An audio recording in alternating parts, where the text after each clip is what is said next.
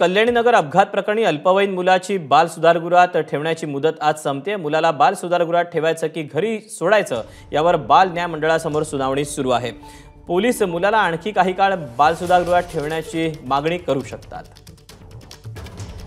Update जाणून घ्यात Mickey Ghai आपल्या सोबत आहे। मिकी, काय अपडेट? जर आपण बघितलं तर या अल्पवयीन मुलाला आज पुन्हा एकदा कोर्टासमोर हजर करण्यात आलेला आहे बाल न्याय मंडळासमोर, आणि पोलीस या ठिकाणी आता पोहोचलेले आहेत। जर आपण बघितलं तर पुन्हा एकदा पोलिसांकडून कोर्टासमोर ज्युडिशरी कोर्टासमोर मागणी करण्यात आलेली आहे, ज्युव्हेनाइल कोर्टासमोर, की आणखी 14 दिवसासाठी याला या ठिकाणी बाल सुधारगृहामध्ये ठेवण्यात यावं अशी मागणी पोलिसांकडून करण्यात आलेली आहे। आणि त्याला कारण देखील तसे देण्यात आलेत, कारण याचे आई वडील आणि आजोबा जे यांच्या घरात याच्या सोबत राहतात ते सगळे पोलिसांच्या ताब्यात आहेत, कस्टडीमध्ये आहेत आणि घरी कुणी नाहीये।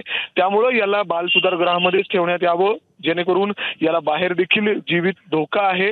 आणि त्याचबरोबर इथंच जर तो राहिला तर त्याच्याकडे लक्ष देखील देता येऊ शकतं आणि त्याला वेगवेगळ्या गोष्टी जे आपल्याला शिकवायचे आहेत किंवा समजवायचे आहेत ते देखील समजवले जाऊ शकतात।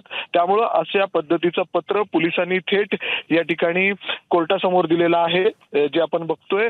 आणि काही वेळातच कोर्ट निकाल देईल। अपेक्षित आहे की पोलिसांकडून जी 14 दिवसाची रिमांड, म्हणजे अर्थातच त्याला बाल सुधारगृहामध्ये ठेवण्यात यावं, यातून किती दिवस देतं हे पाहणं महत्त्वाचं असेल। मात्र पोलिसांकडून जे कारण या ठिकाणी देण्यात आलेत ते देखील त्याच पद्धतीने महत्त्वाचे आहेत।